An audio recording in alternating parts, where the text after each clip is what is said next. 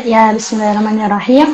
Halo semuanya, perkenalkan nama Desi Anggrahini, biasa dipanggil Desi, dari Departemen Proteksi Tanaman, Fakultas Pertanian, IPB University. Saat ini sedang menempuh semester 6 ya, tapi masih liburan seperti itu. Oke, berarti bisa Ya, aku panggil udah. Kak Dini ya?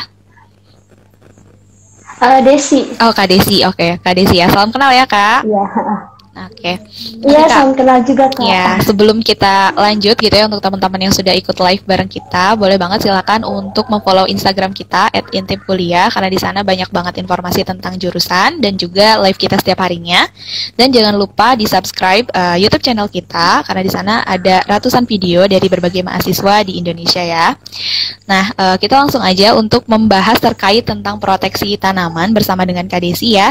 Nah, Kak, secara garis besar jurusan Kakak ini tuh gimana sih Kak? Boleh dijelasin ke kita semua? Iya Kak. Jadi sebenarnya dulu itu departemen, kalau di IPB namanya departemen ya Kak ya, tapi di univ lain itu kadang namanya jurusan kayak gitu ya.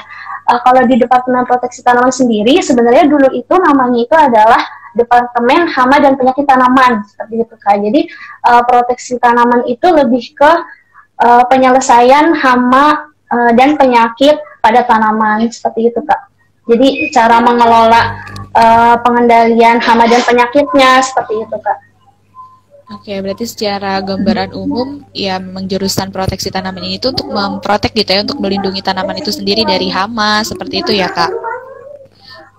Iya, iya Kak. Oke, nah Kak, mungkin boleh dijelasin gitu ya dulu alasan Kakak sampai akhirnya tuh memutuskan memilih jurusan proteksi tanaman di IPB ini tuh seperti apa sih Kak? Mungkin boleh diceritain pengalamannya dulu. Ya, jadi ini yang menarik ya. Sebenarnya itu jurusan proteksi tanaman IPB ini adalah pilihan kedua gitu ya. Sebenarnya pilihan pertama itu ada di teknologi industri pertanian sama di IPB. Tapi pilihan keduanya itu proteksi tanaman. Kenapa gitu pilih proteksi tanaman gitu? Karena sebenarnya dari aku sendiri basicnya itu bukan menghafal seperti itu. Jadi di proteksi tanaman ini emang challenging banget buat diri aku sendiri Kak, karena emang banyak hafalan seperti itu ya.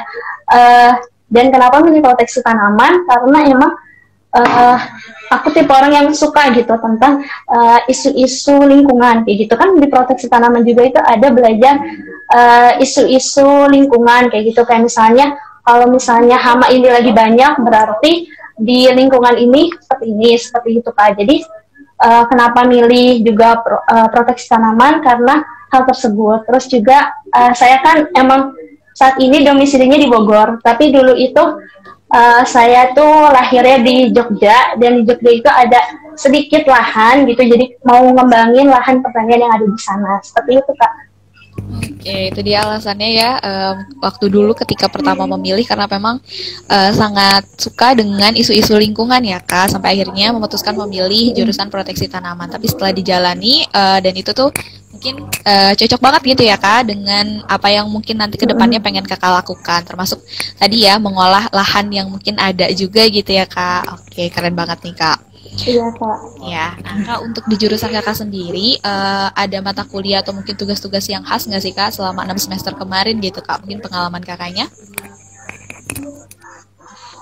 Iya, jadi sebenarnya tuh mata kuliah di proteksi tanaman itu berkesinambungan ya Kak ya. Maksudnya itu adalah dari satu mata kuliah ke mata kuliah yang lain itu saling berkaitan seperti itu.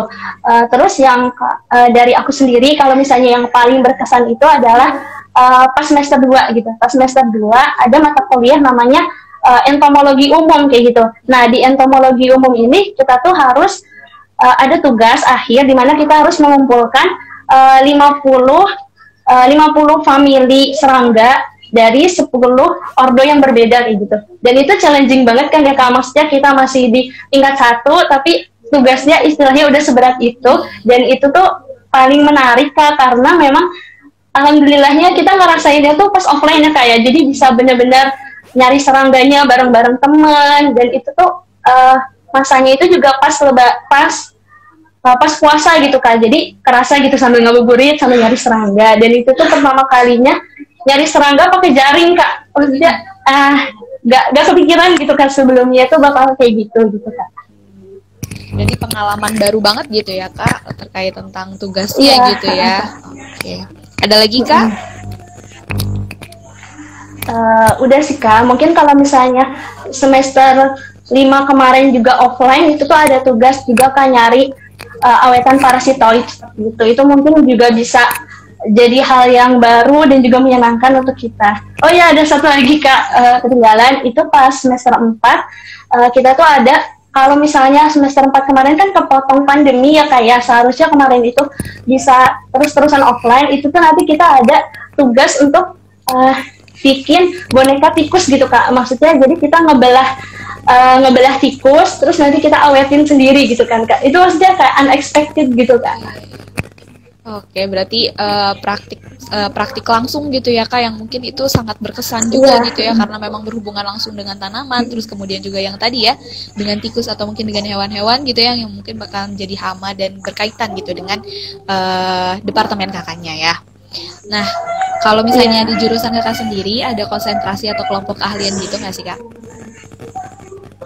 Oh iya ada Kak, jadi di proteksi tanaman ini kebagi sama dua konsentrasi, yaitu fitopatologi sama entomologi. Nah, fitopatologi itu apa sih? Nah, kalau fitopatologi ini adalah ilmu penyakit tumbuhan seperti itu Kak. Jadi kayak misalnya kelompok virus, cendawan, bakteri itu adalah kelompok fitopatologi. Nah, sedangkan yang kedua itu ada kelompok entomologi. Nah, entomologi ini lebih ke kelompok serangga seperti itu Kak. Kayak yang tadi misalnya kayak wereng seperti itu, belalang seperti itu Kak.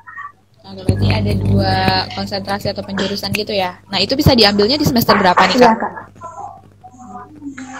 Iya, kalau di IPB itu semuanya itu wajib diambil Kak. Jadi maksudnya nggak ada konsentrasi kayak misalnya anak-anak fitopatologi mereka semester 6 atau 7 harus ngambil ini doang nih. Itu nggak ada kalau di IPB. Nanti kita penjurusan bangetnya itu tuh di skripsi kita Kak. Gitu. Oke, berarti yang tadi kakak sebutkan itu bisa dipilih gitu ya, keduanya itu dari awal gitu ya Kak, jadi oleh semua mahasiswa gitu, tidak harus salah satu, tapi nanti untuk penjurusan lebih lanjut itu di tugas akhir, di skripsi mungkin ya Kak ketika semester akhir.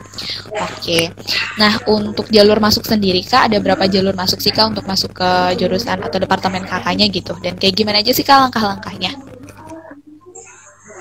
Iya, sebenarnya secara umum jalur masuk di IPB itu ya sama ya kayak misalnya jurusan-jurusan yang lainnya.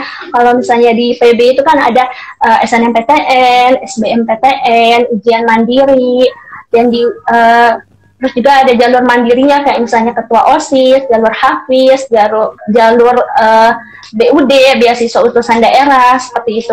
Ada banyak jalur Kak sebenarnya di IPB. Oke, untuk teman-teman mungkin bisa diakses di mana Kak untuk informasi lengkapnya? Bisa diakses di admisi.ipb.ac.id. Berarti di website resminya IPB ya Kak ya. Oke, nah bisa langsung ya dicek di sana karena informasinya pasti mungkin lebih update gitu ya Kak, dan terbaru untuk yang mau gabung gitu. Oke, nah Kak, untuk sekarang kan Kakak udah semester 6 nih. Nah, berarti udah merasakan bagaimana sih menjadi seorang mahasiswa di jurusan atau di departemen kakaknya. Nah, boleh Kak dikasih tips-tipsnya untuk mahasiswa baru yang mungkin baru bergabung dengan jurusan proteksi tanaman di IPB itu sendiri? Ya, jadi kalau tips dari aku sendiri adalah karena di IPB itu tingkat 1, yaitu semester 1, semester 2 itu ada penyetaraan, namanya PPKU, Program Pendidikan Kompetensi Umum. Jadi kalau aku sendiri, karena PPKU itu masih mata kuliahnya itu hampir sama kayak mata kuliah yang ada di SMA, jadi mungkin dengan pengembangan, jadi mungkin teman-teman tuh bisa lebih dimaksimalin di situ gitu, karena jujur dari aku sendiri nilainya tuh kebantu banget gitu di tingkat 1 itu Kak. Terus untuk di departemennya sendiri tipsnya itu jangan ditunda gitu, karena memang di departemen proteksi tanaman ini tugasnya banyak seperti itu, praktikumnya banyak, hampir setiap hari ada praktikum dan selalu ada laporan praktikum, jadi memang tugasnya harus dicicil seperti itu. Dan juga mungkin kalau dari aku pribadi ya kayak mata kuliah dari departemen sendiri, dari departemen proteksi tanaman sendiri itu cukup mudah menurut aku. Tapi kan kalau di IPB itu ada namanya mata kuliah interdepartemen, yaitu jadi kayak mata kuliah dari departemen lain tapi yang berkaitan gitu sama departemen kita, dan itu juga wajib diambil. Dan dari aku sendiri kalau dari mata kuliah interdepartemen itu yang agak susah gitu Kak, karena memang bukan asli dari departemen aku, jadi lebih susah untuk menyeimbangkannya seperti itu. Jadi lebih prefer untuk dimaksimalin di mata kuliah mayor, mata kuliah dari departemen kita sendiri, untuk membantu nilai seperti itu Kak. Oke, berarti itu dia tipsnya ya Kak. Jangan jadi deadliners mungkin ya Kak, tapi harus dipersiapkan gitu tugas-tugasnya, dicicil gitu ya, karena mungkin tugasnya nggak sedikit gitu ya Kak, tapi memang banyak itu. Tapi kalau dicicil kan ya dari jauh-jauh hari gitu ya, jadi bisa terkejar juga gitu ya untuk tugas-tugas itu sendiri. Oke, nah Kak, untuk prospek kerjanya sendiri dan juga mungkin alumni gitu ya, itu banyak kerjanya di mana sih Kak dari lulusan departemen kakaknya? Ya, dari Departemen Proteksi Tanaman ini sebenarnya luas ya, bisa ada cutting-cutting itu yang lulus itu jadi bisnis, terus juga ada yang kerja di pest control, ada yang jadi dosen, ada yang jadi balai karantina pertanian. Sebenarnya tuh kebanyakan itu teman-teman aku sendiri tuh pengennya tuh di balai karantina pertanian di situ, karena memang bisa mengetahui gitu OPT organisme pengganggu tanaman apa sih yang termasuk golongan yang belum ada di Indonesia atau yang udah ada di Indonesia gitu, jadi bisa dicegah gitu kedatangannya seperti itu Kak. Oke, berarti prospek kerjanya emang luas gitu ya Kak, mulai dari tadi yang kata kakaknya mulai tentang bisnis gitu ya Kak, sampai mungkin tadi di yang berhubungan gitu ya dengan proteksi tanamannya itu sendiri ya. Oke, nah Kak, udah nggak kerasa ya, pertanyaan terakhir nih dari aku. Apa sih Kak harapan dan juga rencananya Kakak setelah nanti lulus gitu ya, walaupun sekarang kan udah di semester 6 nih ya Kak, berarti mendekati gitu ya semester akhir. Nah, boleh Kak disampaikan rencana-rencana ke depannya? Ya, rencana ke depannya itu sebenarnya itu pengen lanjut S2 ya, karena emang pengennya tuh sebenarnya jadi dosen, jadi pengen lanjutnya tuh S2, tapi nggak menutup kemungkinan juga nanti coba daftar-daftar juga di perusahaan-perusahaan, dan aku sebenarnya lebih prefer ke perusahaan-perusahaan pest control gitu, jadi lebih berkaitan sama hama, karena emang dari aku sendiri lebih suka gitu tentang hama daripada tentang penyakit tadi yang udah disebutin. Jadi setelah nanti juga pengennya itu skripsi itu ngambilnya itu tentang hama gitu, jadi nanti bisa diajukan gitu kalau misalnya ada yang linear seperti itu Kak. Ya, berarti prospek gitu kan. Ya, okay. Untuk harapan kedepannya gitu ya terkait mungkin kerja gitu ya, rencana karirnya itu udah sejalur banget dengan jurusan Kakak yang sekarang lagi dijalani gitu ya Kak, keren banget berarti ya Kak. Oke Kak, terima kasih banyak ya atas kesempatannya pada malam hari ini karena sudah mau sharing bareng dengan kita semua. Semoga informasi yang tadi kakaknya udah sampaikan itu bisa bermanfaat untuk teman-teman yang sudah menonton gitu ya Kak. Terima kasih banyak. Sehat selalu dan sukses terus ya Kak. Semoga kita bisa bertemu di lain kesempatan Kak. Iya. Terima kasih. Iya, terima kasih Kak. Iya, sama-sama Kak.